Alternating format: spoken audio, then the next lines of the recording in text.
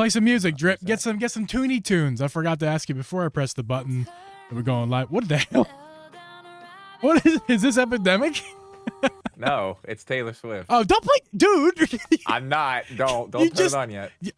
We're already on. We're on right now. Oh, we're live? Yes. Oh God, don't play that live. I like how I say we're going live. We're live, and you're like, what? I'm gonna play some Taylor Swift. Usually say we're live or something. I was trying to, but then you said Taylor. You started playing Taylor Swift.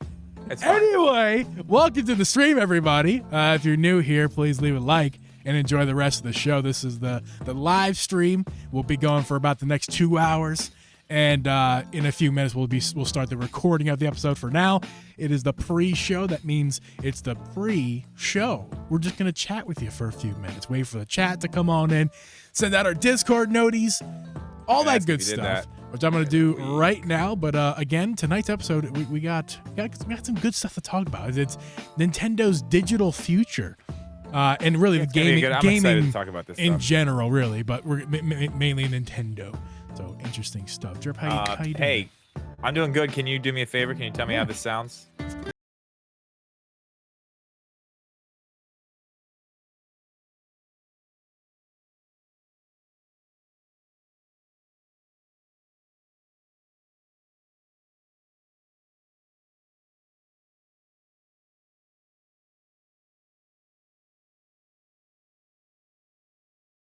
There you go. Beer of the week music. New beer of the week music. Fade out. Okay. There we go. 4 Please, seconds to fade out. As you're coming in, please, if you don't mind, liking the stream, say hi to us too. That's always nice of us. I don't even have the chat up. It's okay. You could turn the music back on too. Oh, it's on for me still. My bad. There you go. Cool, man. Alrighty. How was your week? We chatted a few times. Yeah, good. It's good. Good week. Good week. I hadn't done a whole lot. I didn't work any Monday. Yesterday I worked. My kids haven't been to school. Yeah. So they just came here today. I got one video done today. Did do that. Recording? Took a long time. Yeah. Not for YouTube. Oh, I was gonna say for me. No. Yes, for your Not other for stuff. Yeah, I was gonna do that, but I fell asleep, so. It's okay. Hey, naps are good. Hello, Emily. Welcome. Yo. Hi. No, the nap was a planned thing. I was gonna take a nap. Like I was all about that. Yeah. But not till like 7:06. Yeah. That was the problem. I waited for you. I was in here and I was like, 15. At 15, I was like, I'll just send him a quick text. I'm sure he's listening. I do it all the time too. And yeah, I mean, I was. Then Abby came down. I was chatting with her for a little bit, and all of a sudden I'm like, oh wait, shit! It's like 7. It was 7:30, and he hasn't even texted me. We gotta see what's up with that. But yeah, you're good. Ooh, man. I kind of want to start drinking this now. We should just keep. We should just do beer of the weeks in the pre-show. That's how I feel about beer.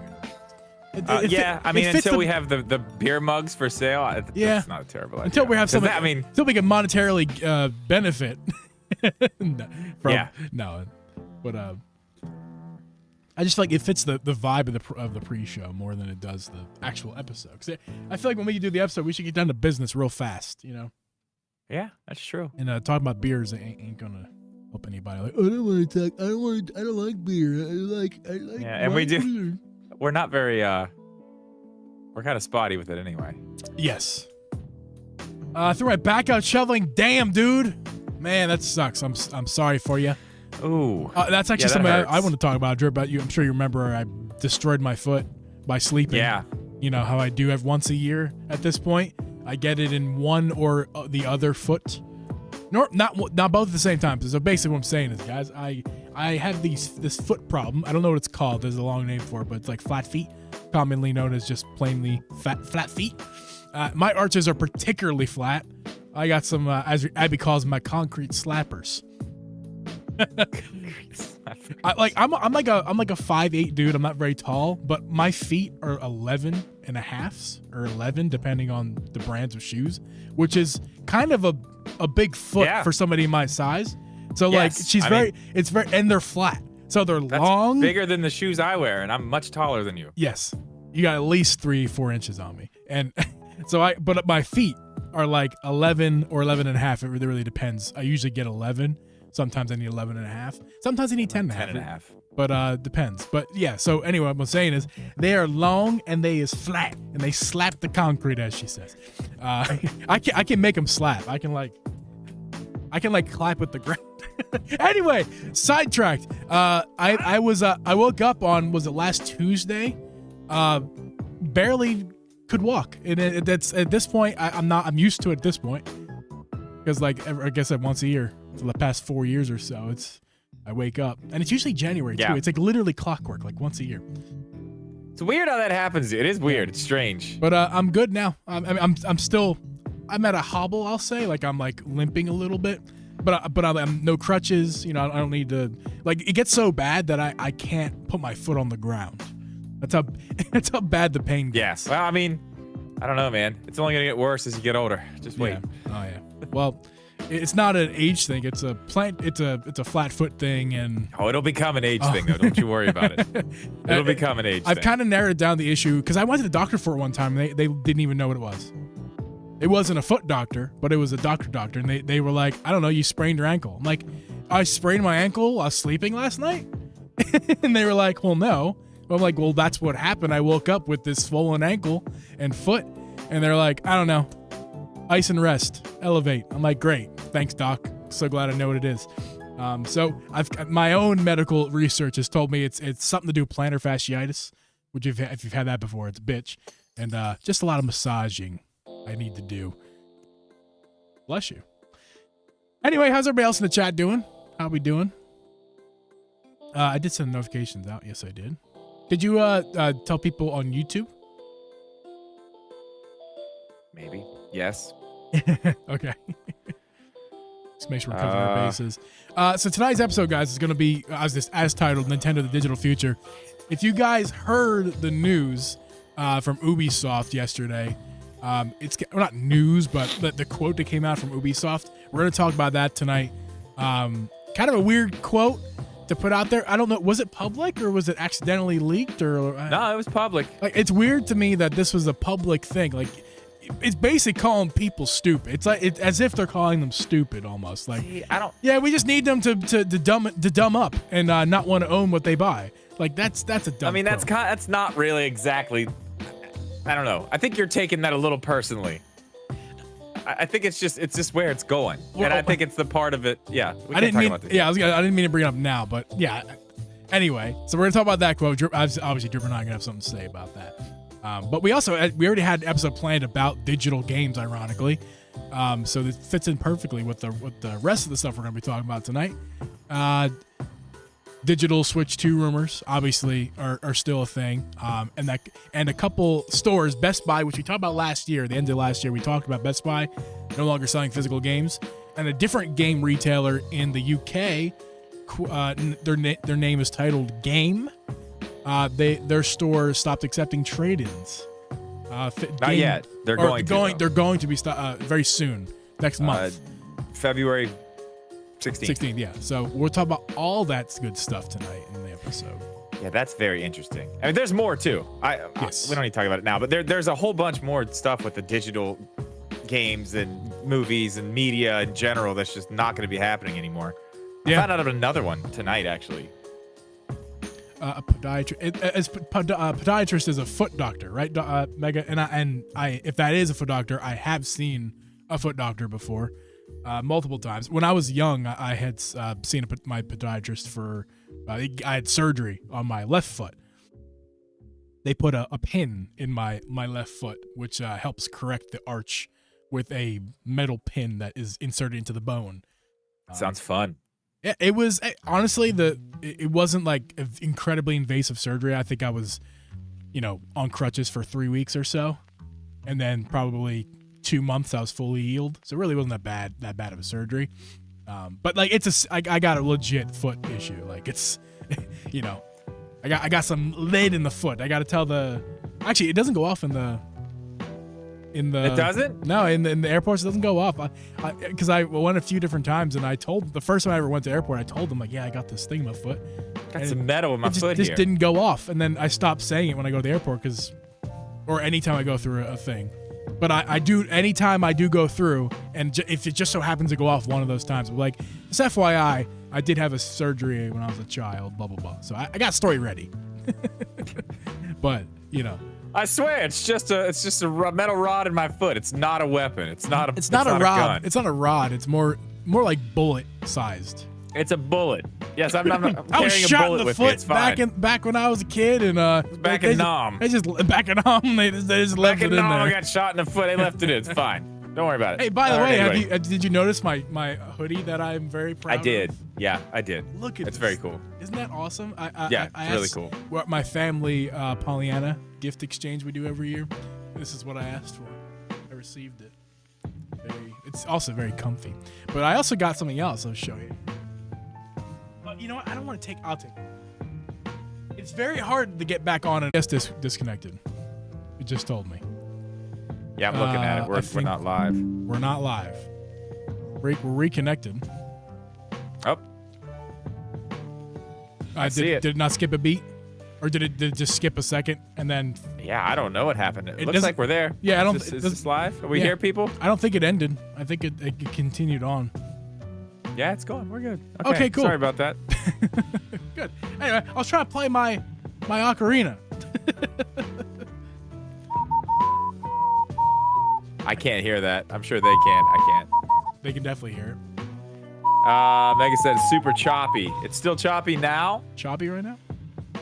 Looks like we're good. It did tell me that there was internet drop off, but we're looking green right now on OBS. Mega, update us when you see it not look choppy. I'm going to pull it up here and see what it looks like. Yeah, it looks okay now. It looks nice. Wow, that looks a lot better than it does like me sitting here looking at it on YouTube. On the computer. It looks nice. It's great. Fantastic. I'm not getting that ocarina. Good over here. See? We're good. We're fine. Perfect. Awesome. Good. Wonderful. Good.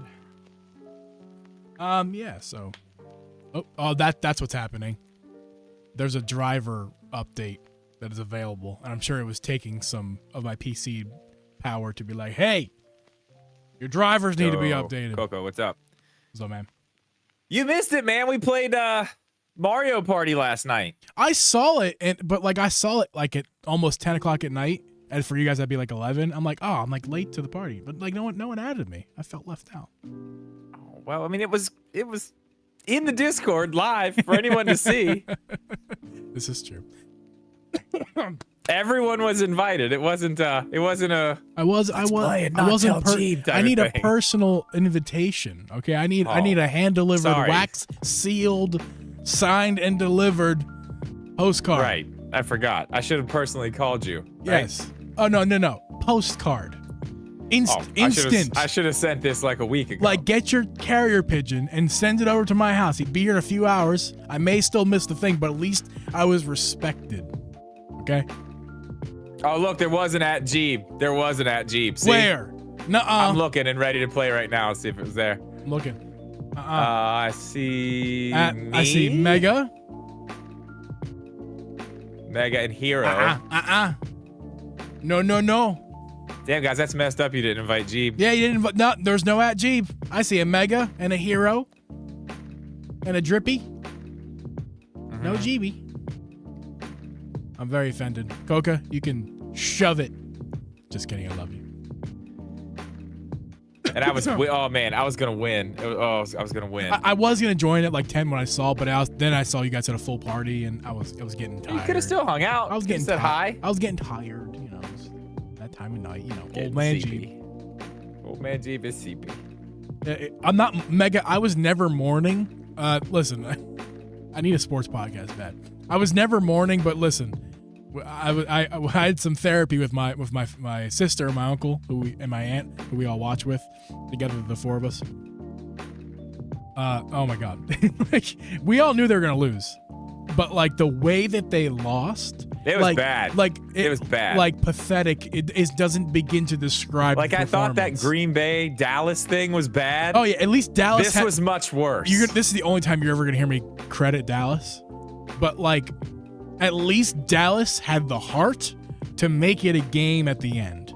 Yeah, like, they were at least trying. They gave effort to try to win, even when they knew they weren't. They at least put effort in, and it's not, and also Green Bay, while they are bad technically, I mean they're not bad, but while they're not the best team in the league, yeah, they're not a bad team by any means. No, they're not. The Bucks, no offense, not a great team. Okay, I mean they don't score much and they don't defend much. They scored a lot. They did score a lot. I mean, they deserve to win. Don't get me wrong. This is not me. The only team I'm shitting on is the Philadelphia Eagles.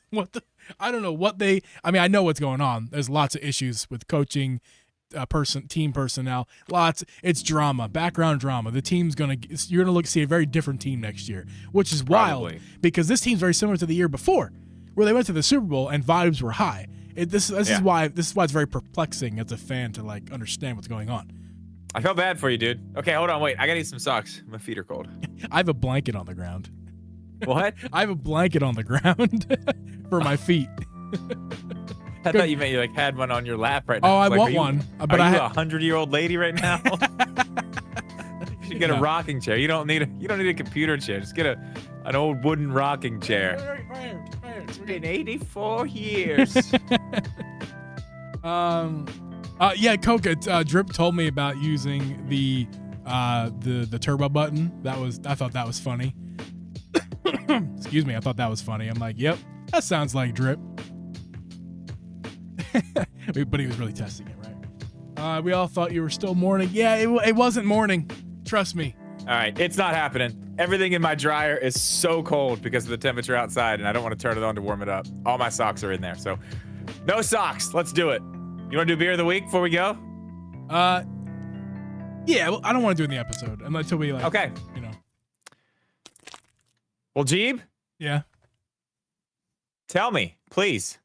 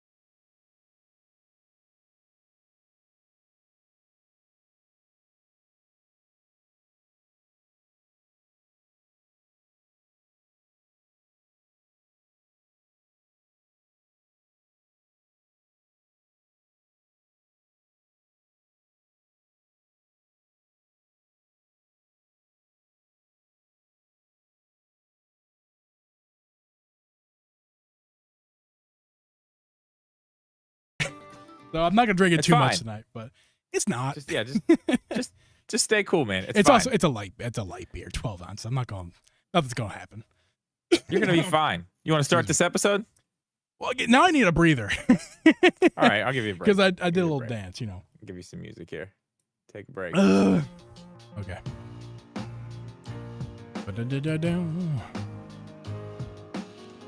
Cool. Guys, if you don't mind, please liken that stream. If you do so, it would really help us out. It would get people to see the show who don't normally see the show. As well as if you're not already, please subscribe for more. We are not rapidly, but we are approaching 1,000 subs. I would say that's the goal we didn't really say our goals for this year, but that's absolutely. Is that our goal for this year? I mean, that's goal number one for sure. Last year's goal was get to 700.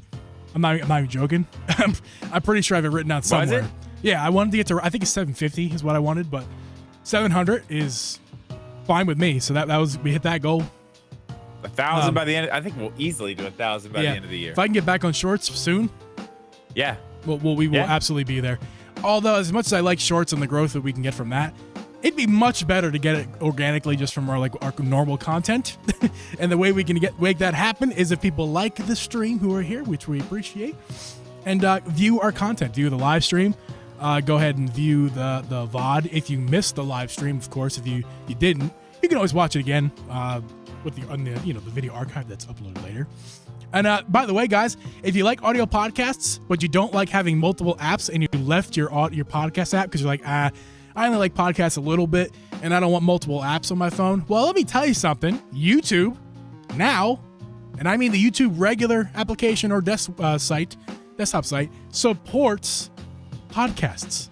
That's pretty cool. Our RSS feed is in our show. So if you go ahead on our main, actually I can show you guys because I have this set up here. Let me go to our channel here. Fancy Jeep, look out. Switch the scene over here. So here's our main tab on YouTube. I should full screen this because professional.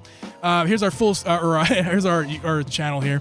If you guys go ahead and tab on over to podcast, it's right here. Same thing on mobile. Here's all of our. Oh, it's gonna play. Here's all of our episodes from like every single episode that we've ever done.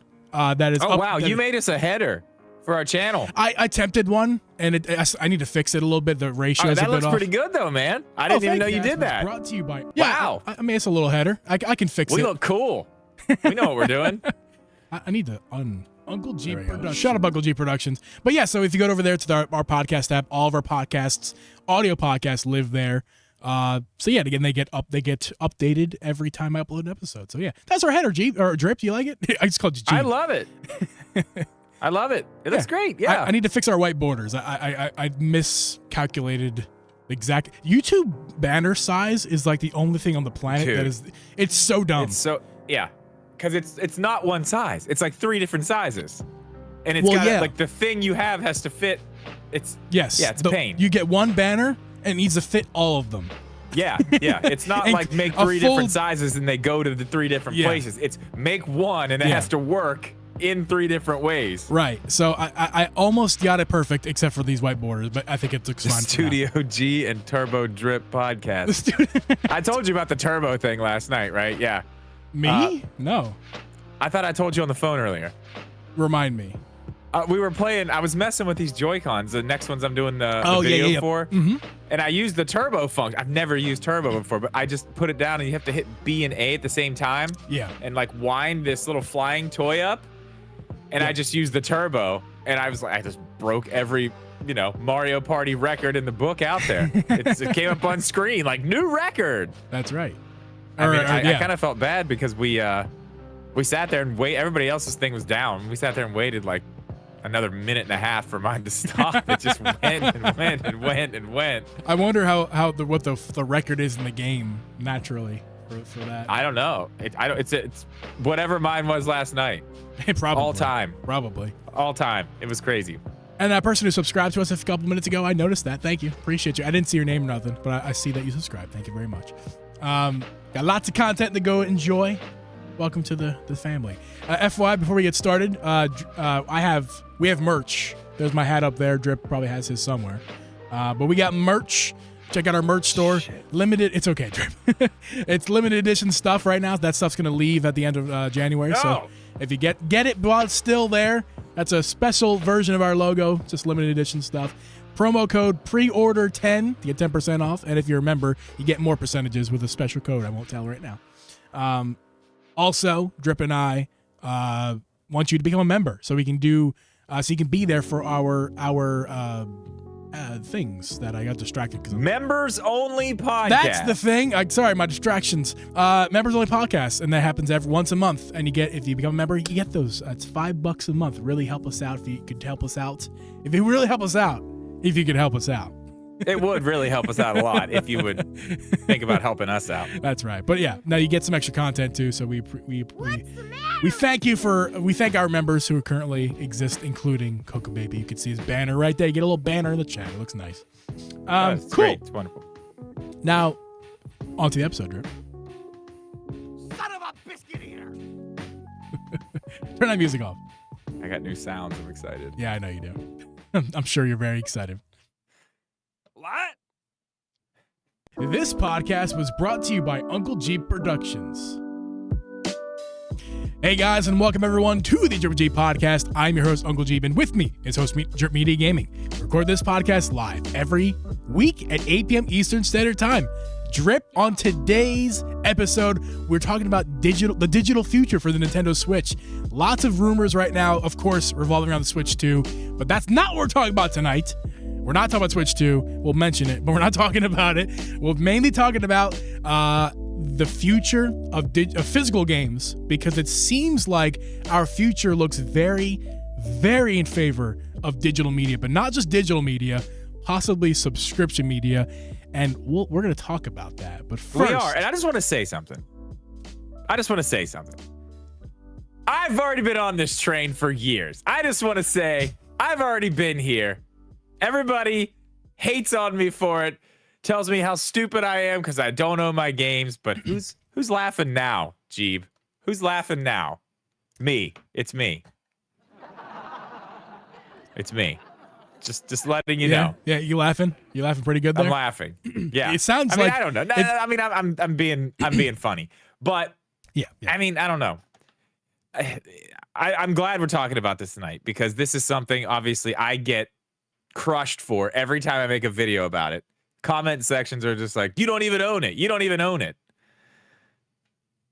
We don't own it anyway. It doesn't matter. And it's going this way whether we like it or not. So I'm glad we're going to have a discussion about it. And all the things we're going to talk about tonight are going to be fun. We have a lot of stuff to talk about with this. Well, we don't really have that specifically in our notes, but we can start off the episode by talking about that. Do we believe the ownership factor? Because for me, that's an interesting conversation to have on its own.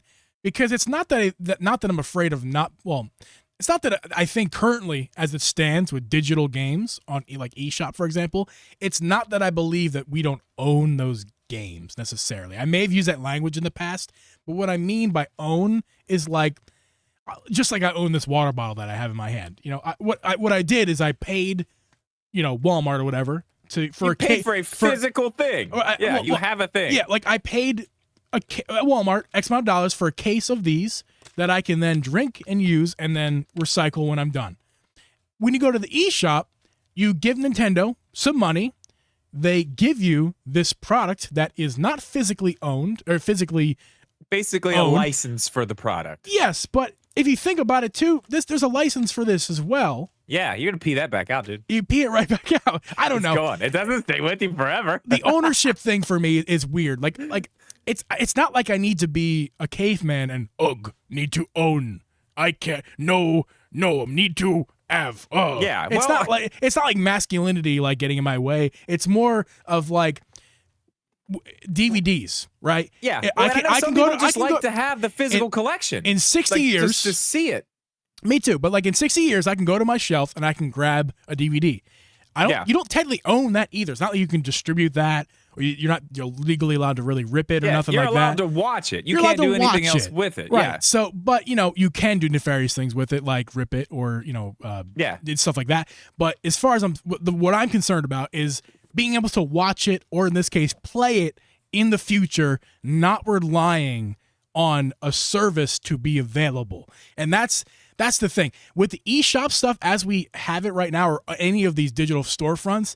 Yeah. As long as it's installed on your machine, you're good. You're good. Now, if it's an online game, obviously that doesn't matter whether it's physical, digital. Right. Yeah. But if it's a single player that doesn't require an internet connection to open up immediately, it doesn't matter if it's digital or physical. You have that in store. Where my issue comes, is what we're going to get to later in this episode, is the subscription model that is pretty much inevitable for this industry. And I don't love that. Drip, I'm sure I don't love that either. But I want to go a little bit more on this whole ownership thing too, because I've said this too. I pissed a lot of people off. I think I made some like shorts or TikToks or something about it.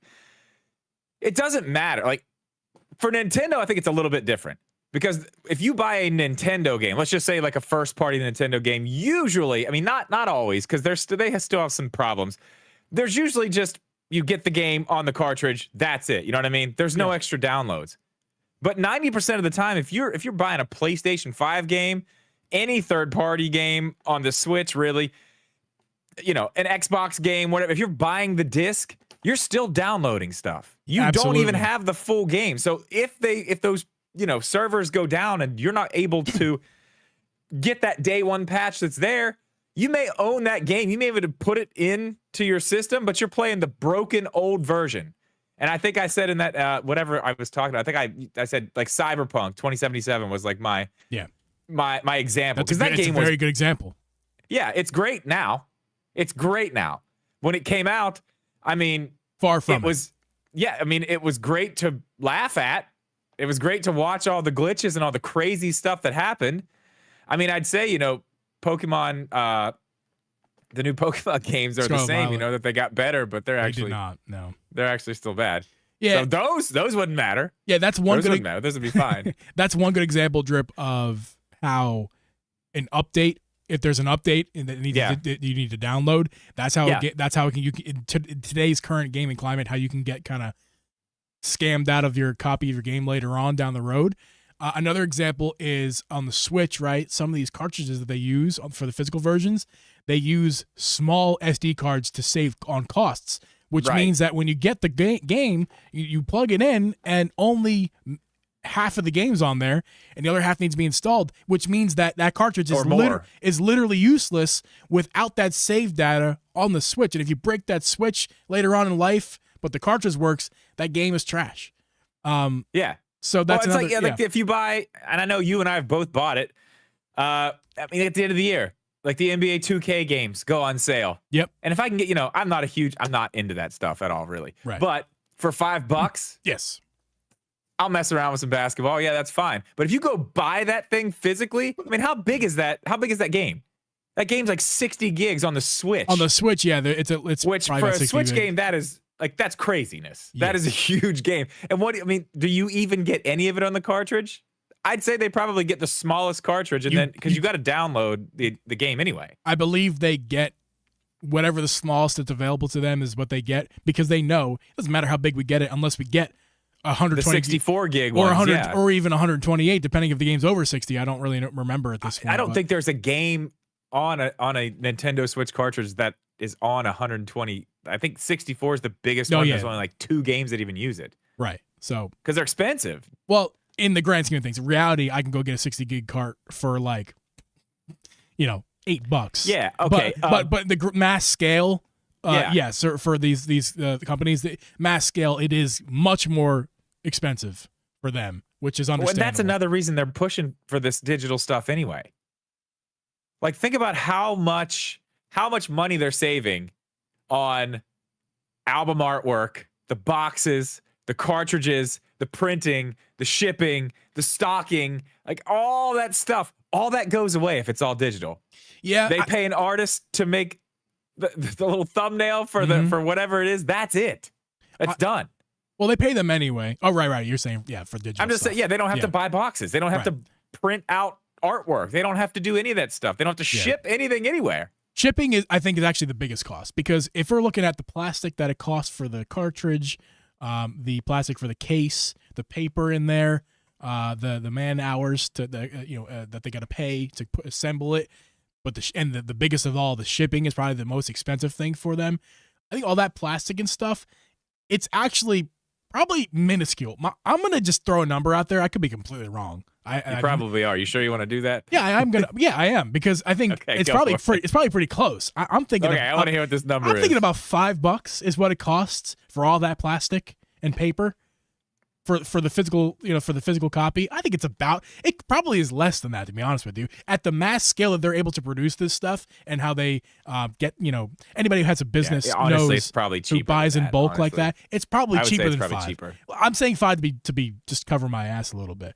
It's probably. I think you're way over on that. Honestly, I would say it's probably less. I would say as far as 3 or 2 is what the real number in my head say, but I don't want to say that because then it'll be like ridiculously that sounds low. Honestly, that sounds. You got to think about the bulk, like the mass of what they're buying at one time to do this too. I mean, they're going to be super cheap, but you're buying, It's but the real cost, forget about that. The real cost is shipping. And I think it probably costs them roughly $5 to $10 per game to have a physical game made and shipped to a customer.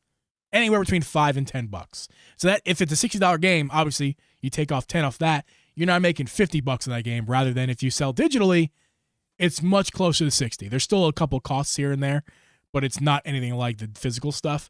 So it is and if you times that $10 loss at worst case, right, $10. You times that by every game that gets sold, millions of copies for certain games. That's a ton of money, which I understand why they would want to not sell as many physical games. But it's not even about anymore. This conversation that we're having tonight, it's not even about whether physical or digital is better. It's about stopping what is inevitable, Drip. And I think what is inevitable is not just the destruction of physical games, but the addition of subscription services to the gaming industry. And that's actually, I'm getting a little bit ahead of myself. I don't want to talk about that quite yet because Ubisoft had some interesting comments that we will get to.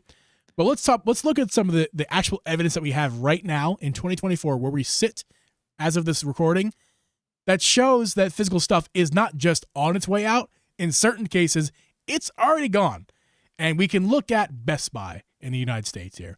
Best Buy is already stopped selling physical media. Now, that doesn't mean video games, but that is just the beginning.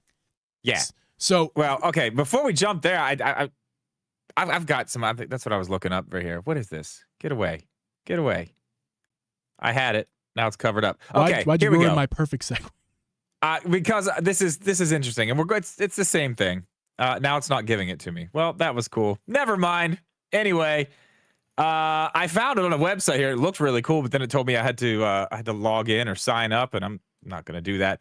But anyway, it shows year over year, physical versus digital, and this is only up to 2018, but it's up to like 80% of total games are digital. And you got to remember this too. You're talking about PC. PC's all digital. Yeah, PC's been digital for probably 2 decades. But it's over 80%, and that's in 2018. And you can just see the steady decline of physical, just year over year, down, down, down, down, down.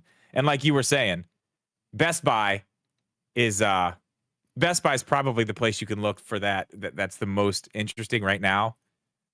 Taking DVDs, Blu-rays just completely out of the store. They're done. Yeah. They're not even going to sell them. They're off the shelves and they're in the bins as of right now. There's like bins in the center of the store according to our resident Best Buy employee hero. Yeah. And I can also say that is definitely true. I was there when I picked up my my PlayStation Portal. I walked by on the way to the checkout. There's bins the whole way. Little shelves, so like $10 Blu-rays. They're just trying to get rid of them. Yeah. They moved washing machines and refrigerators and stuff into that section. Yeah, and that affects the rest of the market as well, because I know it was 2023 still, and Amazon was matching Best Buy prices on certain DVDs and Blu-rays. I picked up the Mario movie, the newest Mario movie, for $10 on 4K Blu-ray. Yeah, physical, right? Yeah. I mean, I don't know. Movies are going that way. I mean, not all the way yet. Yeah. But Disney even said they're not releasing their movies on Blu-ray anymore. They're done. Yeah, I don't love that. Year. I really don't love that, and it's for the same reason why I don't love it for gaming either. I do like to collect that stuff. I mean, think about like the joy you get when you stumble upon your VHS collection of Disney movies or whatever you collected. Yeah. Oh man, I have younger. Like one of those big binders of DVDs upstairs. That, like you look at some of that stuff, like some old metal music tours, like live DVD stuff. I mean, yeah, dude, that's some serious nostalgia there. But yeah, like old movies. I've got episodes, like full seasons of The Office on DVD. Yeah, like that's a lot of discs too. Yeah. If you remember, like when you used to get those seasons of shows, it was like books that opened up with like 5-6 discs. Mm-hmm. But now it's like, I watch The Office almost every night. Almost every night. If there's nothing else on, I'm watching The Office sitting on the couch. You know where I watch it? Where? Peacock. And you pay for that. Or YouTube TV. Yeah, or YouTube TV where I've just recorded it and they just play. I have every episode of every season. They just play in a loop. I never get the DVDs out because they're available. The importance level varies from person to person, right? Yeah. So, like for you, for example, you have a few streaming services, and you're fine with that. You probably prefer it that way, so you don't got to worry about keeping your DVDs in order. I don't have. And if you're upstairs, oh shit, I left my office copy downstairs. Got to go run and get that before bed. Nope, not gonna do that. Not even possible. Some people, I don't have a way to play a disc in this house. Yeah, I don't even have one. I think the hybrid method of physical, and we're talking this at this point, we're not talking about games right now. We're talking about cinema media, TV media. The hybrid method is a good way to go, because you're not, from a different perspective, you're not always going to be able to afford some of these services. Yeah, because there's so many of them. There's so many of them at this point in TV. We talked about that earlier. Movies. There's a ton. There's so many services, and you're not always going to be on one or the other. And let's say, like, for example, Mrs. G and I was like, man, I used to watch the show Monk all the time when I was younger. That show came out. I think my mom watched that a lot. Love the show. Her and I are on season 3 right now. We're binging through it. It's great. Love Monk. Looked up where to find it. Preferably, I like to see it on the TV service, like YouTube TV. Yeah.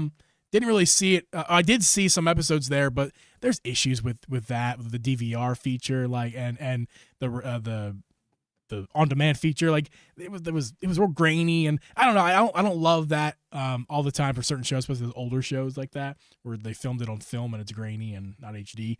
Anyway, so the best place we found to watch it was Prime, Amazon Prime, which we do have here, obviously. But it'd be really nice if I could just, like, we're sitting down here and downstairs. We watch most of our television. I don't really watch television at other place besides down here. I got a DVD shelf right over in the corner. You guys can't see it on my screen, but it's in the corner of the room. I got a DVD shelf, and I don't have a ton. Do you have a DVD player down there? I have a Blu-ray player. And because I've talked about this on the show before. Like in 2018, I was getting into, like, Blu-rays. I got my first 4K TV, and I wanted to watch some 4K Blu-rays. Because that is the best looking format. I think 4K depends on the internet, and sometimes there's lag or buffering or bit rate, which that's true. Blu-rays don't have that problem. And also, I like to collect. I'm that person that likes to collect. So I think it's cool that I see all the Skywalker trilogy on my shelf. I have all of them. I think I'm missing the last 2, the newest 2. But other than that, I have the rest of them on Blu-ray, and I like that. It's cool. Or like I've all the Rocky movies. I picked those up for my brother was huge into, like, DVDs. He had a gigantic collection. I don't know if he still has them or not, but yeah, I mean, all the same things you're saying. And he was one of the people who, he would go through the bins at Walmart, the $5 bins, just to find stuff he didn't have, even if he didn't, like, really want to watch it. He just wanted to, like, fill out the collection, which is, I don't know. I've never really been like that. There was a time, I think probably right when I started my YouTube channel, I think for a minute there, I was like, yeah, physical game collection. I want to do that. And then about halfway through that, I was like, I don't want all this stuff on my shelf. I don't like it. I want room for other fun things on my shelf. I don't want just cases. I want Legos. I want whatever. You know what I mean? Yeah. I don't want this here. And I always have this problem too, and I've said this in videos. I think the first video I talked about me going all digital, I said this, and I got absolutely just pummeled in the comments for it, because I said, sometimes if I'm playing on the TV with my Switch, and it's like, oh, I want to switch games, it's like, God, do I really want to get up, go over there, switch out the cartridge, put it back in, put the other one away. Do I really want to do all that? And usually I'm just like, nah, I don't, actually. I just think the convenience of digital for me is what I love about it, especially getting the 1 terabyte card, the SD card. Yeah. I still have, I mean, you know how many games I have on my Switch. I still have, like, I think 256 gigabytes on that card, and all the internals, the 64 gigs of internal storage. So I'm still good. Like, it's going to last me the rest of the life of the Switch. That'll be the SD card you have for the rest in that Switch for the rest of its life. Yeah, and then when I get a Switch 2, I'll get one for that. Mm-hmm. I mean, I feel like at that point I may just get a 2 terabyte. Do they even make one of those yet? Yeah, they're expensive. How much is it? Like $180, $200 depending, maybe even more. That's actually not that bad. No, for my 2 terabytes, for my 1 terabyte at the time, what did I pay for it? 120? Yeah, but they've gone down now. You can get them for 60, 70, 80. For a terabyte? For a terabyte. Son of a biscuit eater! Yeah, dude, storage is the worst investment because right now, damn, that's right cheap, now, dude. the market for it's dropping in a good way for the consumer because that's crazy. It's getting cheap. It's not that they're losing money. No, that's wonderful. Cheap, I didn't realize it had gotten that cheap though. Yeah, I think you can find it easily for $80. Sometimes if you're lucky, or if there's a little bit of sale on Amazon or something, like 60. $8. Yeah. Yeah, around Christmas. Yeah, that's the time to do it. That's I saw them. I couldn't afford it at the time. I was buying some other stuff at the time, but I was like, Yeah, man, I mean, that's 60 wild. $60 for 1 terabyte. That is absolutely a steal. That's a great deal. Yeah, like I said, I got mine on sale for $120. Let's not get off track though. I want to bring it back on the track here because I've lots of thoughts. Keep me on the rails. You're so good. Drip, oh man, I think I already lost it. You were saying about physical games and digital games. So my stance right now, you guys know how I feel about I like to collect and stuff, but I'll be honest with you, I have not bought a physical game. I can't remember the last time I bought a physical Switch game. I've been selling them off recently. Like I've actually started selling off my.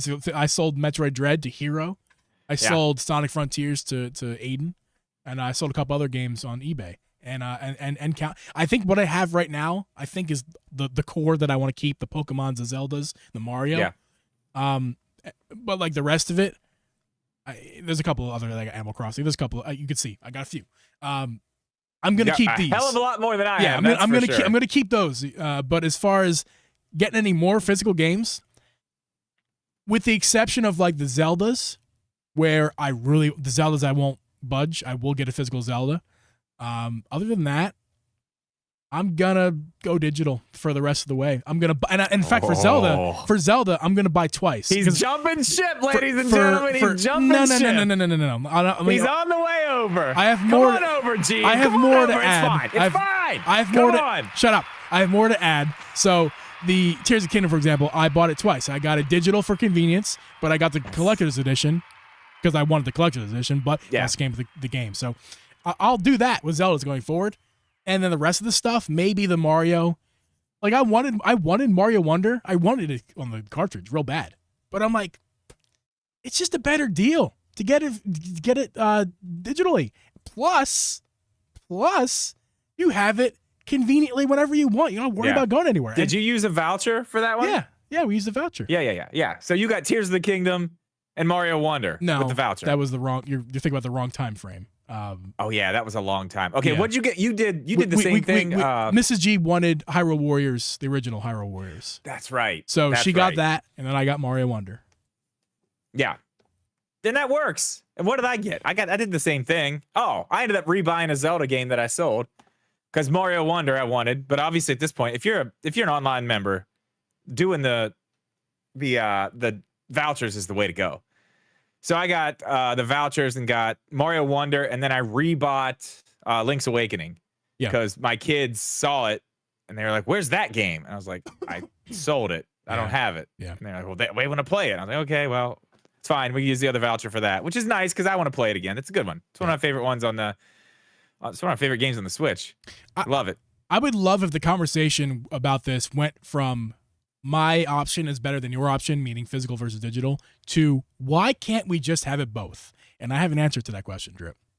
But before we get to that answer to that question, I want to let you guys know that we have memberships on the channel. If you have not become a member yet of this channel, please do so. You get extra content every single month. In a couple weeks, we're going to it's next week, is it? Or 2 weeks, whatever. In next week, we've got two coming up. It's next week. Next week we are going to be live on this channel, but only for members. So if you want to see that live stream podcast episode, make sure to become one. It's $5 a month. It supports the stream and it helps us out. So we appreciate that. And again, we there's actually gonna be a second piece of content at some point because we owe you guys, you members, we owe you something extra because December Drip and I got very ill. We did. We were very so sick. we couldn't do it. We could not find a week but there. we decided we are going to do like a big game thing, right? We're going to do a little game night. Just do all the games we play on the podcast. Do a little game night. It'll be fun. And that'll just be for members. So thank you guys for hopping on that train. Also, we got merch, as we mentioned in the pre-show, but we'll mention it for the actual episode. We got some merch going on, so if you want to check that out, limited edition stuff happening right now at dripandjeeb.shop. Make sure to go over there, check it out. Check if you don't want to buy anything, that's cool. We appreciate your view anyway. But if you want to laugh, go to the dripandjeeb.shop. There's some good chat GPT descriptions of the podcast. And I think About I us, should yeah. go in there and refresh some to keep it fresh, give people reason to Chat go back to the GPT store. absolutely just dominated that. Yeah. Just bodied that entire thing. Yeah. Let me get this real good for you guys. Don't you worry. Yeah, It'll make so- you sound amazing. Go check out the website there. And if you don't That's good. support us monetarily, we still love you anyway. Don't worry. We still do. love you. We appreciate your subscribe. Appreciate your view. And we appreciate you as a person, more importantly. So We thank do, you for yeah. hopping in here. Drip, why do we have to choose between physical or digital? Why are we being threatened by a subscription service model? The answers to these questions are all the same. Money. Corporate greed. I mean, you call it a different thing than I call it. You call it corporate greed. I do call it corporate greed. I say, why the fuck are you even in business if you're not trying to make money? That's what I say. No. Making I money. understand what Hey, they're Drip, saying. hold on. Making money does not equal corporate greed. They're two different things. Okay. I don't see this as corporate greed per se. Oh, I see you this don't. as just the future. You it's don't. just the future. You don't see this. Not totally. You don't no. see this corporate I greed, see- Drip. I Oh, can see why wow, you that's a would say that, and I can perfect see why segue. you understand it. Perfect segue to It's fine. Yeah, I do want to talk about this. to Ubisoft and their comments yesterday. If you don't think it's corporate greed and you can't read in between the lines here, listen, it's corporate greed. Here we go. Let's read this quote here. It's the start of it here. Again, Ubisoft. Who was this from Ubisoft, Drip? I don't know. Some guy? Some executive, Ubisoft. I don't know. Yeah. So here's the quote from this exec from Ubisoft. I don't have a crystal ball, but when you look at the difference, subscription services that are out there, we had a rapid extension over the last couple of years, but it's relatively small compared to the other models. Tremblay said. He continues, "We're seeing expansion on consoles as the likes of PlayStation and Xbox bring new people in. On PC, from a Ubisoft standpoint, it's already been great, but we're looking to reach out more on PC, so we see an opportunity there."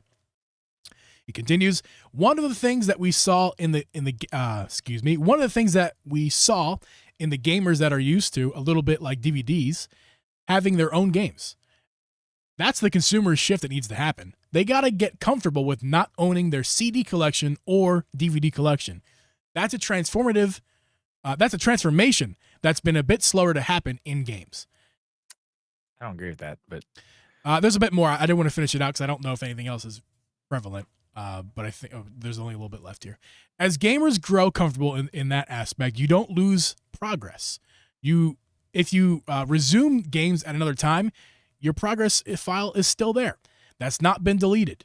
You don't lose what you built in the game, your engagement with the games. It's about feeling comfortable with not owning your game. It's a big one. yeah, okay.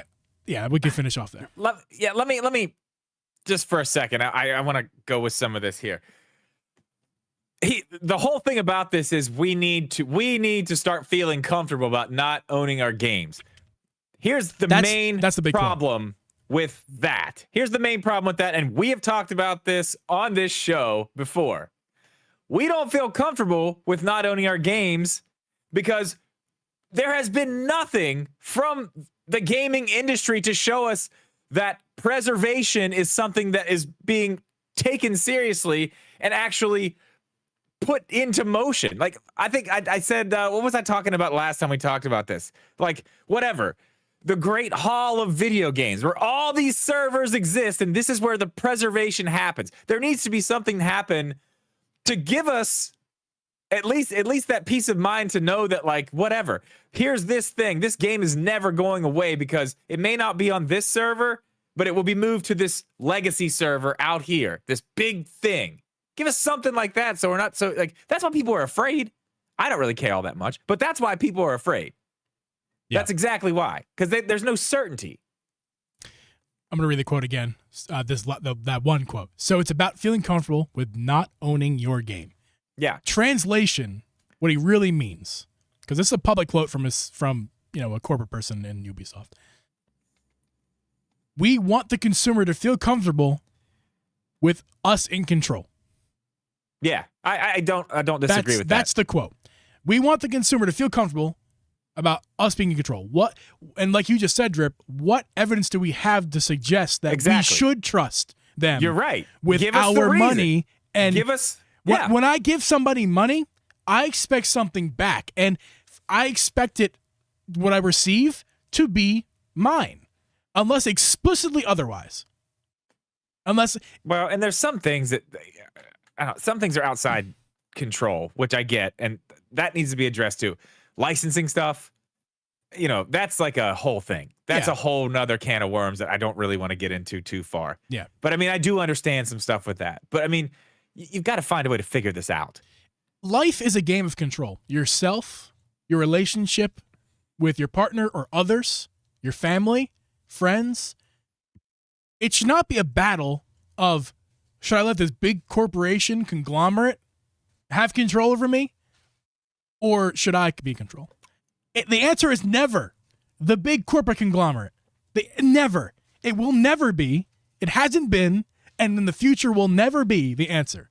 You never want a corporation be in control of you. I mean, but that's what we do with all our other media at this point. That's where we're at.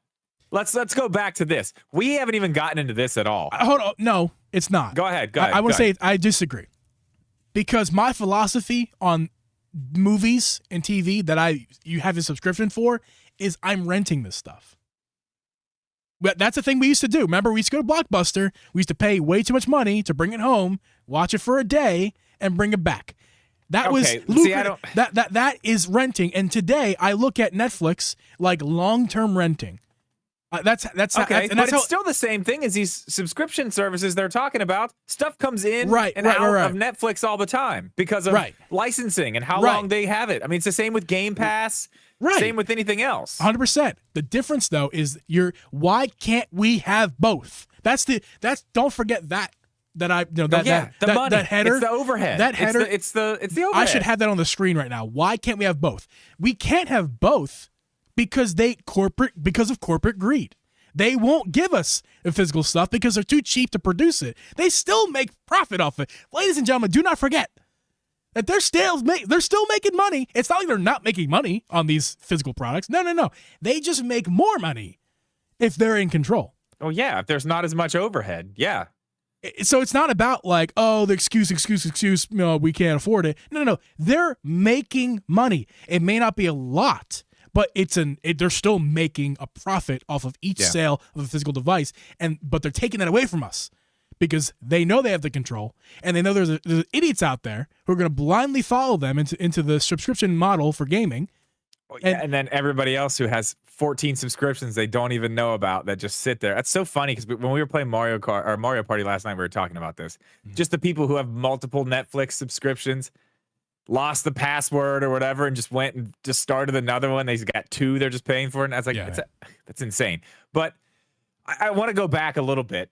Sure. And just kind of talk about just these subscription models and how they've started. Like, let's think about Spotify. Yep. The music industry did this stuff first. Oh man, I hopped on that. Oh yeah, I kind of, we've talked about that before, but I forgot about this episode. They did it first. I mean, and then CDs, FYE, gone. They stopped selling music. Let's go back. Let's go back for a second. Before Spotify, what was happening before Spotify? Like Apple. LimeWire. Well, I was getting there. LimeWire, baby. Let's go. I was getting there, but I was more talking about iTunes. Right? We're old. You and I are old enough. You and I are old enough to know what iTunes is. We're also old enough to know what LimeWire and what were some of the other ones? What were some of the other ones? I don't know. LimeWire was the only one I remember. So, but like basically, throw them in the chat if you guys know them. I'll shout them out. But the point to that is that in that industry at that time, they were. How do I put this? People were taking that stuff like I was just a kid. I wasn't like an adult. Maybe Drip, you were. You should be Napster. too proud of yourself. Yeah, I was Napster, just a kid. The OG, yeah. Napster. I didn't quite understand at the time what I was doing. That's technically stealing. You're stealing music. Well, we didn't really know that. It was the Wild West. We were just kids, right? It was the Wild West. But nowadays, I look at that and go, yeah, you're stealing. That's not great to do. But I understand it because their only other option was to pay $1. And a lot of kids didn't have $1 to pay for a song, let alone $13-15 it was for an album. Let's stop for a second. Let's stop and go, hey, Mom, I need $1 to buy a song. My mom would have been like, what? What are you talking? No. What are you talking about? Are you? Right. No. Get out of here. What you basically had to do, because you were a little bit older at that point. I was in the prime age of like, hey mom, can you buy me a song? For me, it was more when I got a gift card from somebody, because that was a thing. iTunes gift cards were things all the time. Oh yeah. You make you make sure not to just don't blow it right away, because you're gonna save that, because when your favorite artist comes out with a new album, that's when you use it. You know, or a movie that you want to watch comes out, you use it on that. Get it on the movie. I still do my digital movies that I buy through Apple, because I have a library of stuff that's already there. Right. It's like I'd like to keep it all in that one place. We bought the new Trolls movie last night, which is great. Any of you guys who haven't seen it, probably the best of the three. But I brought up the LimeWire and Apple iTunes because, like, look what's happening nowadays. People are not that people didn't steal games back in the day, but excuse me, it's like the emulation thing and like stealing games, quote unquote. That's definitely a conversation that's happening right now, big time. A lot to do with this whole issue. And to be honest with you, while I don't agree and I don't support stealing games, I'm not gonna lie, I've downloaded a couple of ROMs that I don't own recently. I'm on Steam Deck. I'm getting into ROM stuff, and I've done it. You know, I don't call it. I want to be a hypocrite. I don't, but I'm doing it, and I don't feel that bad about it. What's the matter? Because these games are owned by these big companies who are just going to take advantage, are currently taking advantage of us left and right. Left and right. And listen, hey, there's people out there who like, yeah, you're so wrong for doing that. Also, hey, listen about this. Have you ever ordered something off Amazon and then returned it because you didn't like the way it smelled when it came and you wanted a different one? Or if you ordered something and it's like, actually, I don't want this anymore, and you returned it.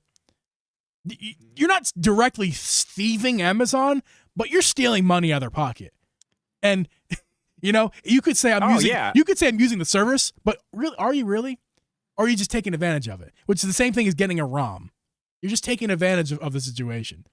Oh yeah, and I mean, let's go here too, because this is kind of a different thing. How many times do you think I've paid for? I'm just trying to think of an older game that I probably bought.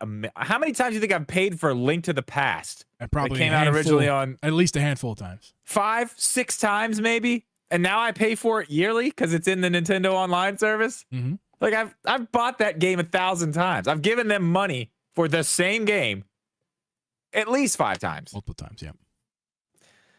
Yeah, I mean, you are being taken advantage of when it comes to that type of stuff, re-releasing stuff like that. You do get rid of that part of the having to rebuy things when you go to the subscription model. So that is an advantage. Like Nintendo Switch Online, like we don't have to rebuy those old games anymore. It just is included in our online service that they're going to make us pay for anyway. So that's not bad. It's a smart way for Nintendo to make up some of these costs that they're losing because people are taking their ROMs.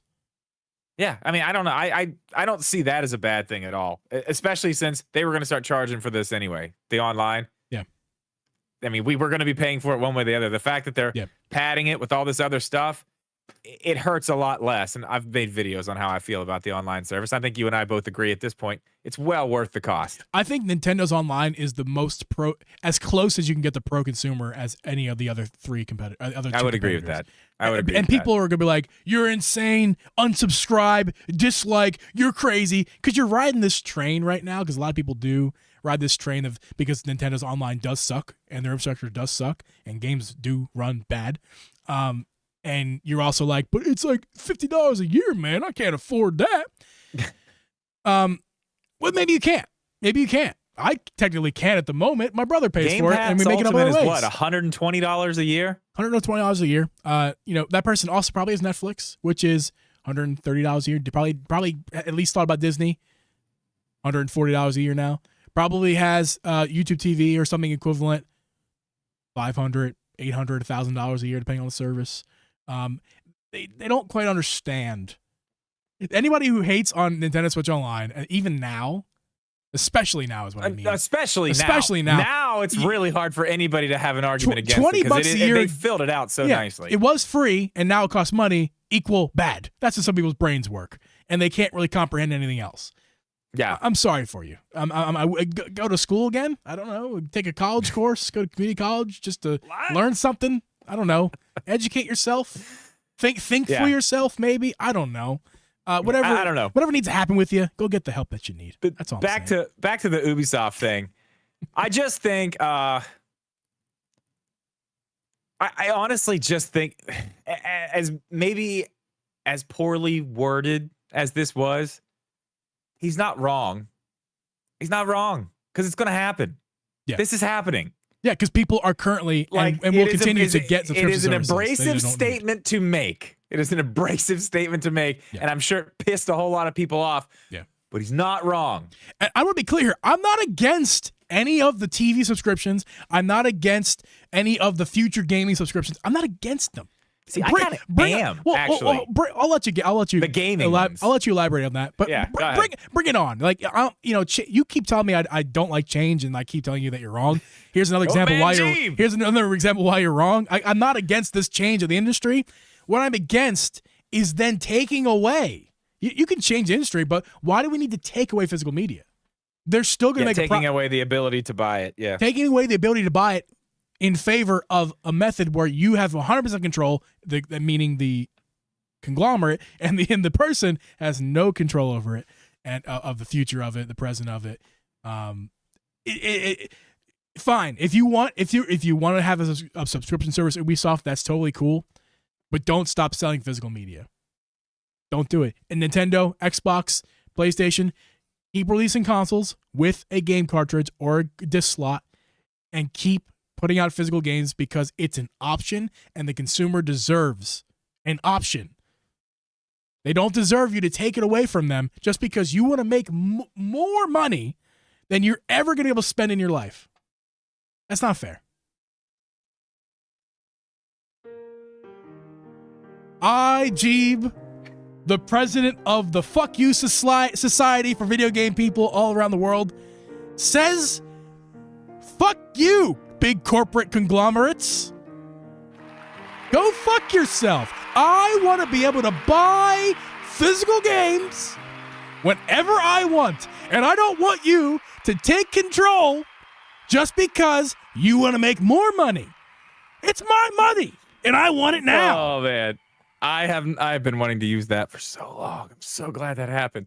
No, I mean, I see where you're at with the options. I don't think you're wrong. I just think it's so, and we talked about this earlier. I mentioned this earlier when we were on the phone. It's so easy for the gaming industry to do it now because we've watched this model happen in every other form of media. Yeah. And I think this guy's wrong. I said something where I said I disagree with the part of what he's saying in here, where it's like, oh, that we haven't accepted it fast enough. Like this has been a pretty sped up process. I would think it's been 10. The transition probably began somewhere in the late 2000s, more likely like 2008. And not music, but like TV is the big one. Music happened really fast, I think. Yeah, music happened very fast. Within 10 the years, files are smaller. Within 10 years, but less than that. With TV, it's been, I would say, actually probably about the same amount of time. Probably about 5 to 10 you gotta years. think about this too. The difference in the two, like I said, are file sizes. What you're streaming music from, or streaming, like a video is a much bigger thing to be streaming. It's not as easy. You know what I mean? But that's actually subjective, or not subjective. That is. It depends on your internet. But at the time, nobody had internet like that. Right. So at the time, looking at music, file sizes were smaller, but internet was way slower and more expensive. Moving to the 2010s ish, when like streaming movies and stuff, Netflix came around, the internet was better and cheaper and it was good enough for that. And now for gaming, we're ready. We've been there. Getting there. Yeah, we've been there close. for a few years. At least home networks. It's affordable.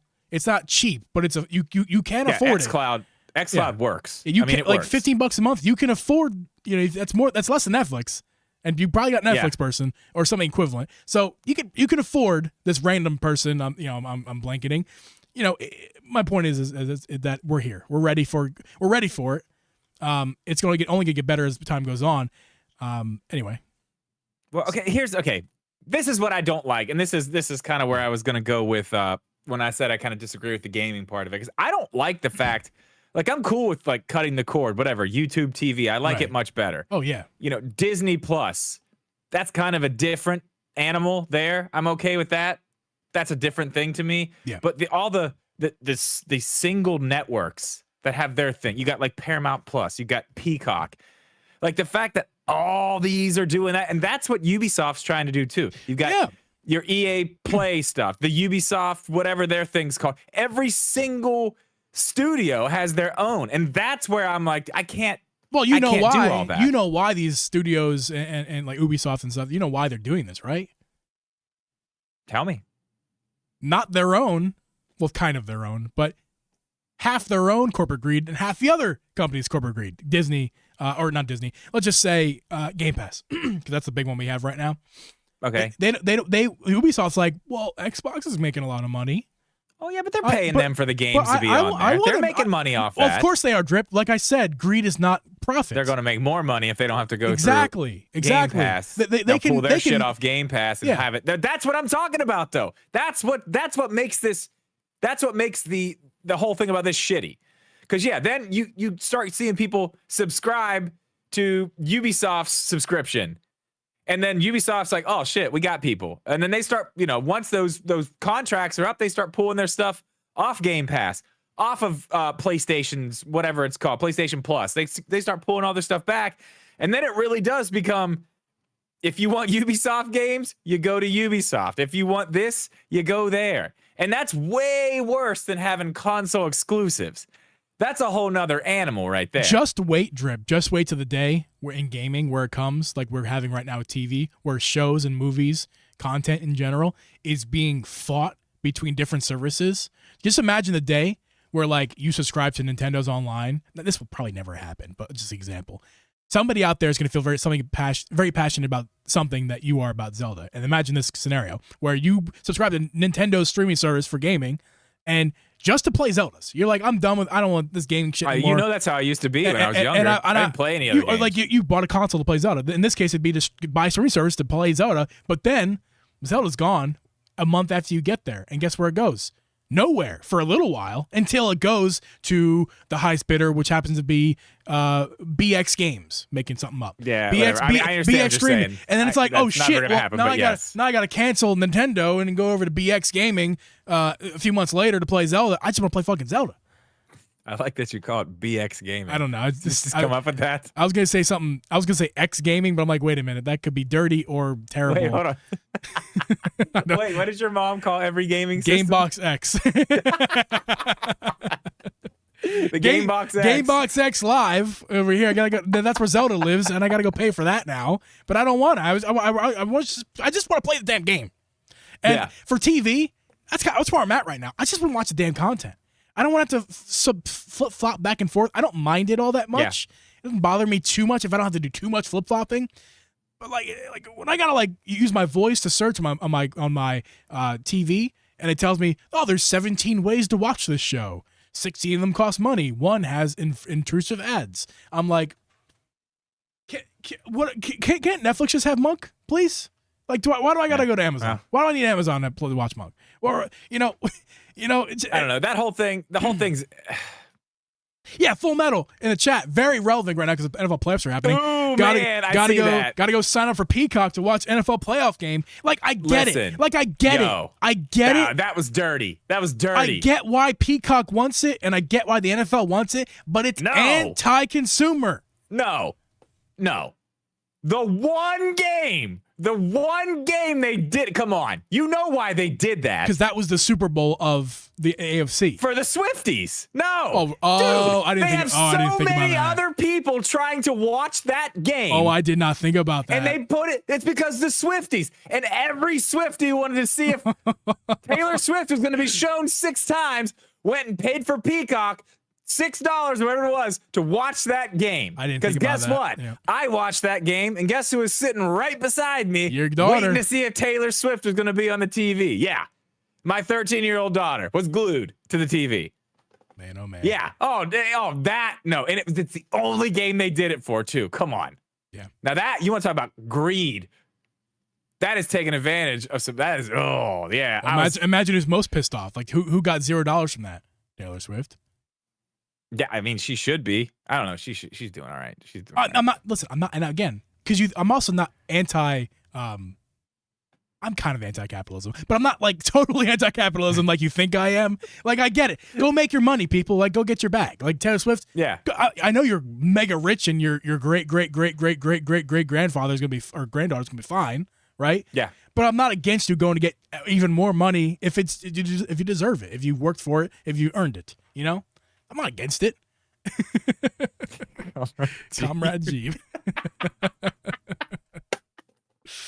Okay. Whatever. That's true. Other than the streaming service, we've got one other thing to talk about this digital future, and I think this is a bomb, like an actual bomb hitting the gaming industry because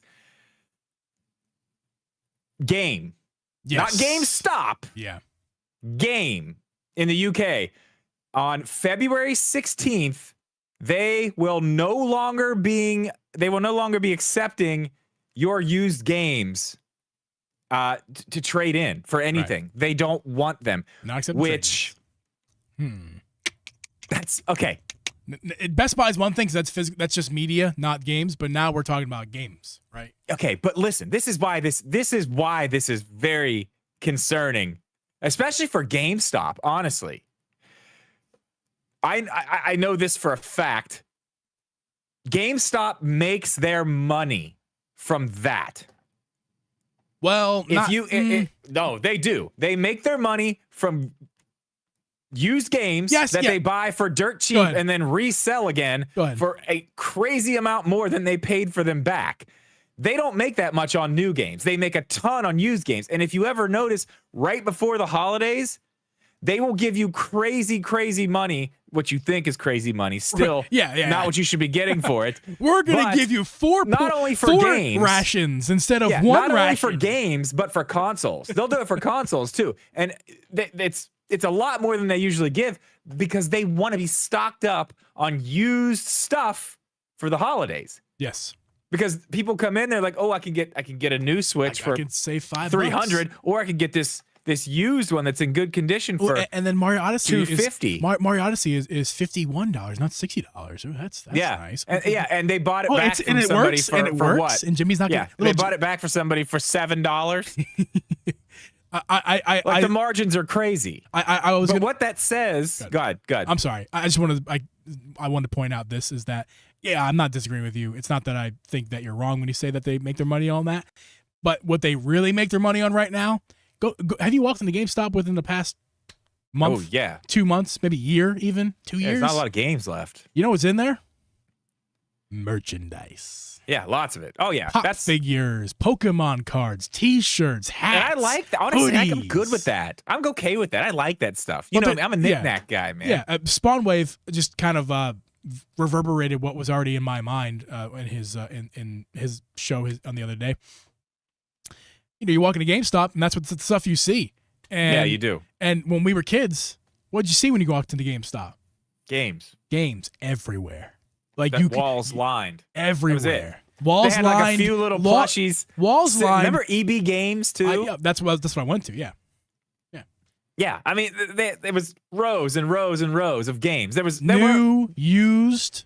Both. But they had other stuff, but it was like a tiny section in the back. It was like when you walk when you're in Walgreens and you're at the checkout and there's like chips and soda and gum and cigarettes and all the little stuff that you can see. That's how it was back then with that stuff, like the plushies and toys. You could get that stuff just like close to the checkout or like just kind of spread out in the store a little bit. It's 90% of the store now. Yeah, because there's no more money in the games, and even the used stuff. They started selling nobody's PC stuff nobody's too. trading, dude. Nobody's trading in games because nobody has games anymore. Yeah, and the people who do isn't even accepting them. Besides, like the kids and the parents, nobody's trading in those games because you're any games that you have, you're selling them on eBay because you're making more money. You said that the other day. Yeah, like taking them to GameStop is Facebook not Marketplace. That's the spot because then you don't have to worry about fees. You don't have to worry about shipping. It's easy. You just meet it. You meet it to GoMart. Yeah. Make the exchange. It's a little shady, kind of weird. GameStop is already out of is Ireland a country, Abby? Ireland's a country? Yeah. I'm confirming with you. Thank you. Ireland is a country, and the country of Ireland got rid of GameStops. They're gone. No more. I mean, GameStops are, they had their little, I'm sure it's happening other places too, but that's happening here. I mean, they're No. trying to figure out what the hell they're gonna do. I mean, the doors are closed, Drip. It's no longer there. It's gone. Well, it's on the way here. I know they're still here at the moment. I'm saying they will be gone though. They will, because at some point, least in the way that we see them now, the video game, you can't have a store that's for video. You can do a gaming store, but you got to switch out what you're doing. They have done this. I said this a second ago. I don't know if you heard me, but they have started putting PC stuff in there. Like, yes, they sell keyboards, mouses, mics. They like streaming stuff. Yeah, that's a cool way. And for bad deals, by the way. Don't ever do that. Oh, yeah, you don't buy anything from there, no. But if they could get good prices and have some good stuff in there and start moving away from, like, actual games to, sell the consoles and have the games if they're available, but do stuff like that. Yeah, to simplify what you're saying, adjust the model. Yeah, and think about content creation at this point. It's fucking massive. Yeah, everybody with a phone can do it. Yeah, and if you can get like a section just for like they're trying to do, they like I said, they have the mics. They don't have any lighting or anything in there yet, but why not do that? Why not have some setups there where people can like check out different lights? Like that would be really cool. Now I haven't seen like photography grade level stuff or anything, but I've seen like the stuff you can buy on Amazon for $15, $20, $30. I've seen that. Yeah, stuff the little man, I gotta do something with this. This thing's too big. It's falling over, dude. It fell on me the other day. Straight fell on me. Yeah. It's a big boy. Yeah. It's like the size it's like the size of your body almost, like in head and body. Yeah, I mean it's a 2 foot soft it's not a soft box. It's more of like a it's a big boy. It's like a circle. I'll tell you what though, don't. I know you want to, but don't. That light is so much better than anything else you're gonna get. Well, I feel like I know what I'm doing here. Well, you do. I want you can something make stuff thin. I want this size, but I want it to be like that thin, so it just sits there and there's nothing behind it. I don't know. It doesn't matter. We're off topic. Point is, they could do stuff like that in these stores. They could change it to still be a gaming store. It's just you got to get into other parts of it. You know what I mean? Yeah, I do. Sell more third-party controllers. Get into some of that other stuff that's more like just a different area. It doesn't have to be about the games. I mean, look at my YouTube channel. I have a Nintendo YouTube channel. How many actual games do I talk about on that YouTube channel? None. 0. Still works. Yeah. You can do it. It's easy to GameStop. You need to just come copy my model. It works. It's easy to say all that stuff, and to be honest with you, I feel like if I was in charge of the company, I would have already started on this 5 years ago. They're number one, they're too late. They're going to die. They are dying and they're going to die. Yeah, I mean, it's number two, you can look at other companies that did the same thing or had the same thing happen to them, like other retail stores or specialty stores. Circuit City. Kmart. There's a million examples of like places that not the exact same as Best Buy, but the same scenario where they're like, they need to change with the times and they didn't. Yeah. I think it's the best case scenario is that they get bought out by Amazon and Amazon has retail stores. That's like the best case scenario because there's only one big store right now besides Walmart.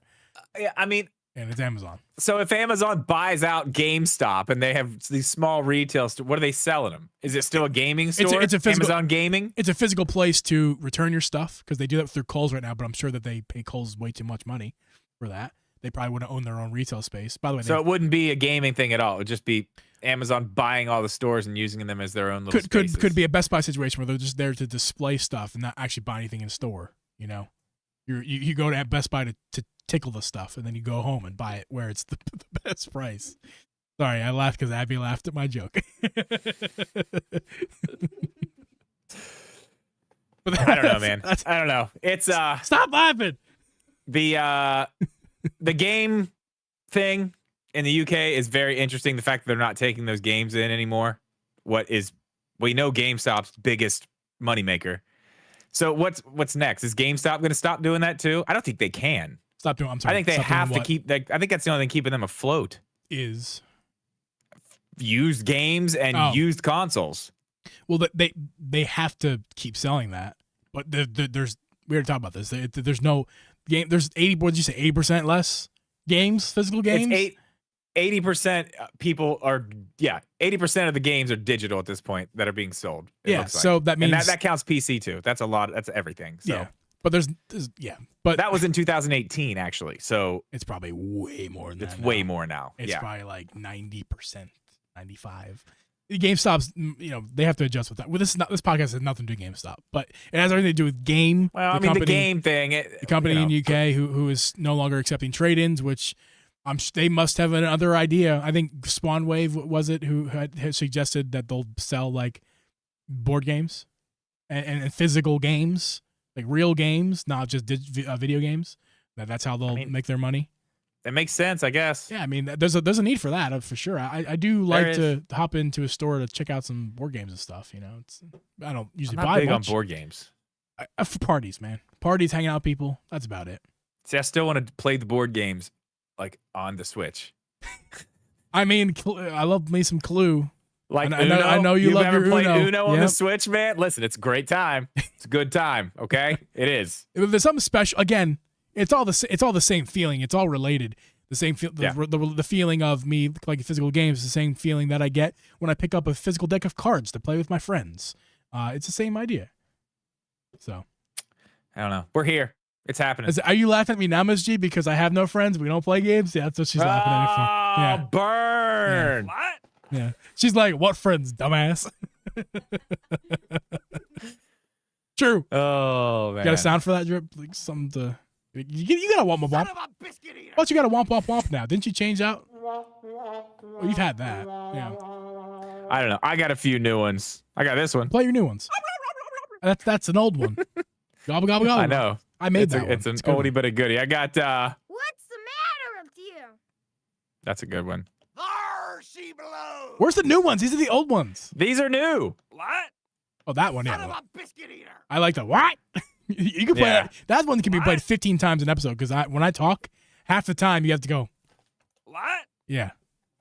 Yeah, I know. That's why I got it. If you guys think that I'm not aware of how bad I am at talking and I have a podcast, I'm aware.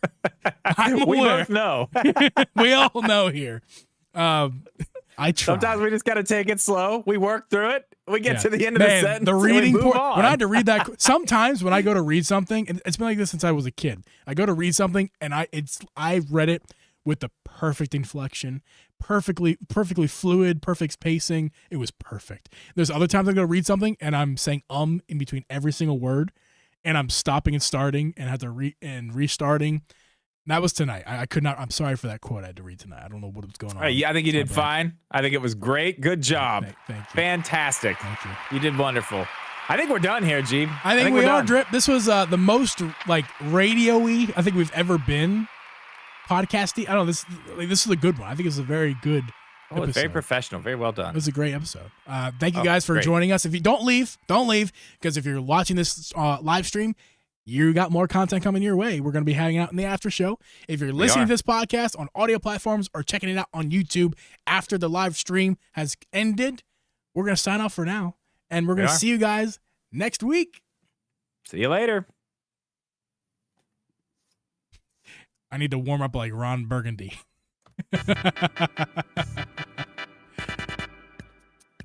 It's the after show. It is the after show. Welcome to the after show. I am your host, Optimus Prime. With me is some guy.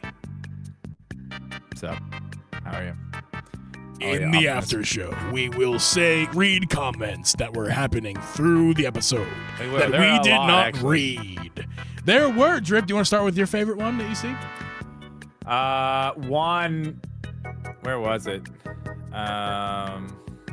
I'm gonna go start back as far as I can and then just keep going. Comrade G was my favorite one, actually. Sorry, that was really funny. That was absolutely hilarious. Ow now, brown cow. Ow now, brown cow. So here's Megaboyd saying something earlier. The arsonist had oddly shaped feet. Megaboyd says, you can argue over physical and digital. I get it, but I streamed full 4K movies and watched the 4K UHD disc movies on my PS5. Same movies, and the disc is noticeably better. And I kind of made that point as well, Megaboyd. Yeah. Good point. Let's see. Audrey says, a thought. The day you can't afford the subscription, you can't play anymore. You can't sell your games.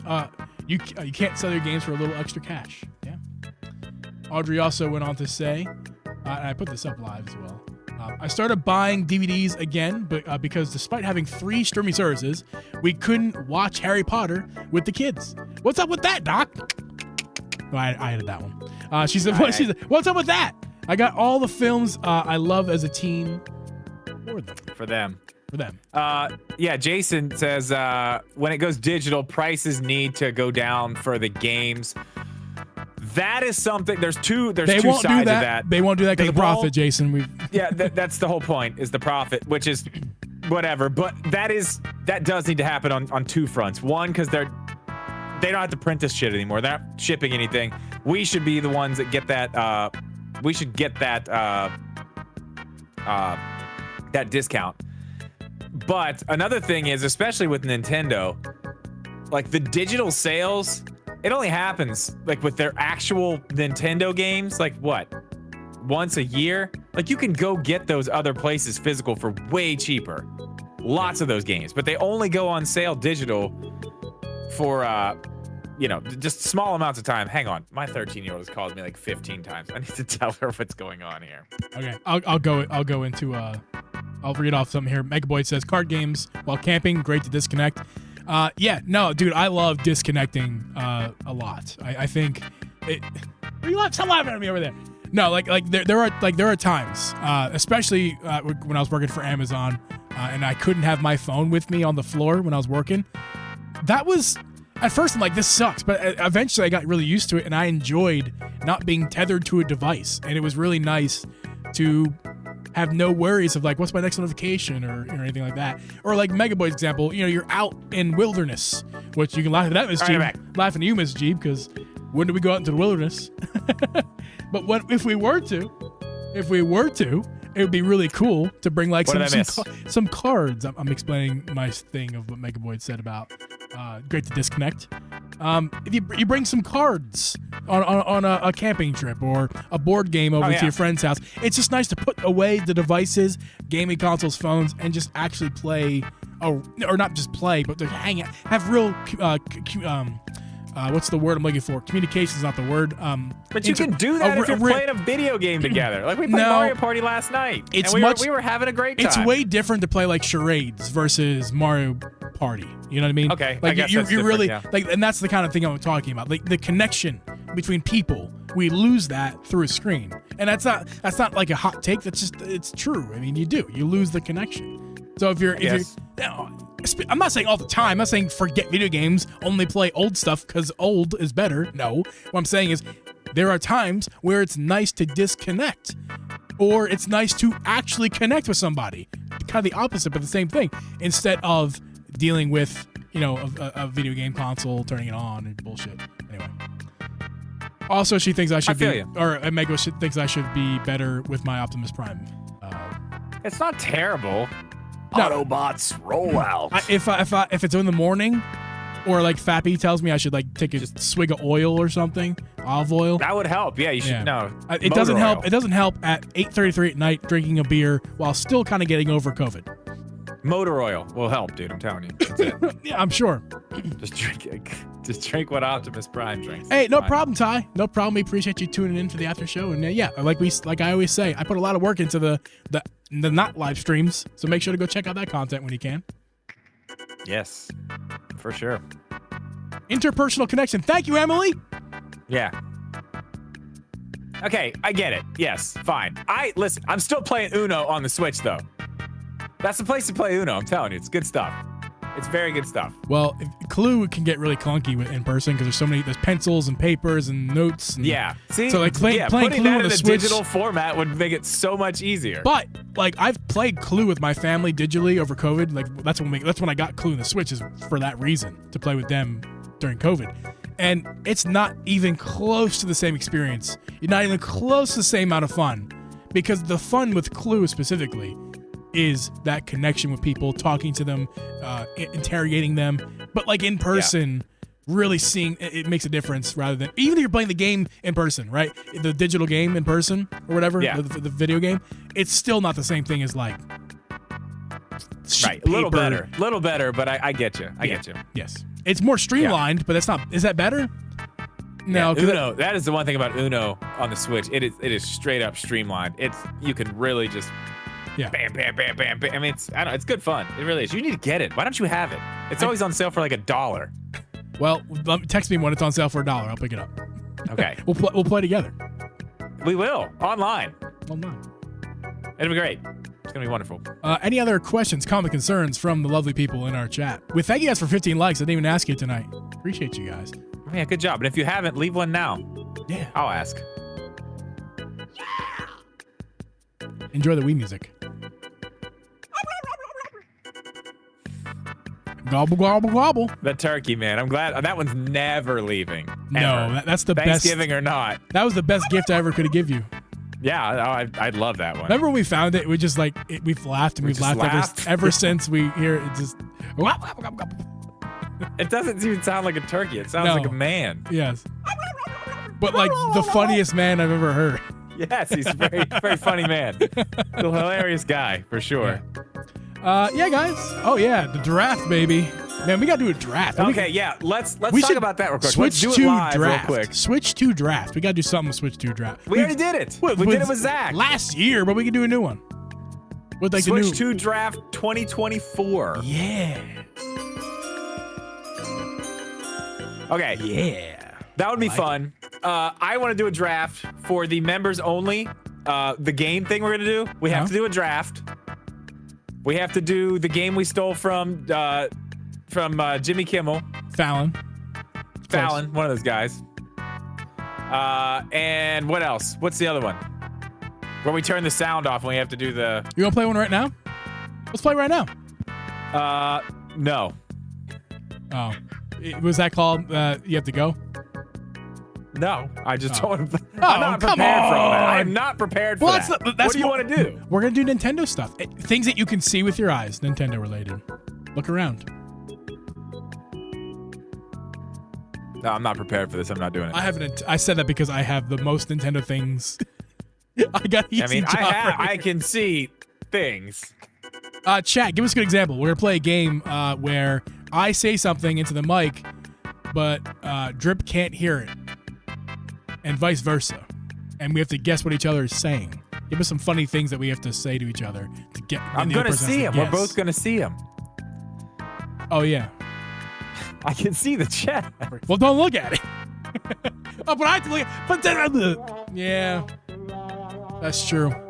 Never mind. We're not prepared for this. Let's not do a last-minute game. Please, let's not do that. I see. I like playing it's games. It's been a great night, Jeeb. Let's just let it die. Be. Yes. Let it die. All right, let's call it. Time of death. 8:37, 1:17, 2024. Of course, that is Central Time. Wherever you are in the world, you can put the time of day in the chat. Wherever you are, just type the time, because that's what time it is. Time of death. Call it. Caesar. Peace to you too, brother.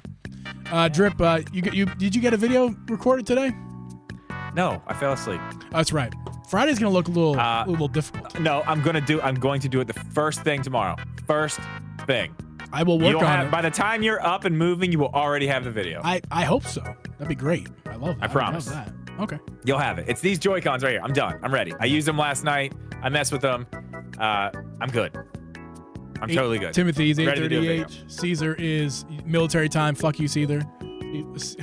That's I can do the math.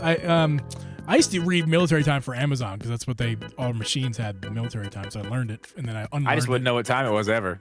6 o'clock is 1800. So it's 8 o'clock. It's 8:38 for Caesar. Same for me. Nice. Nice. Okay. Let's call. We've already called it. We're still trying. We're trying to put some CPR into it right now. We're done trying to resuscitate. My hands are tired. No. Jeep. Guys, we're going to see you guys the same time, 8 p.m. Eastern, 7 Central, next Wednesday. We'll see you guys next Wednesday. We will. Thanks for hanging out, everybody. Thank you, guys. We love like you. the stream on your way out. Bye.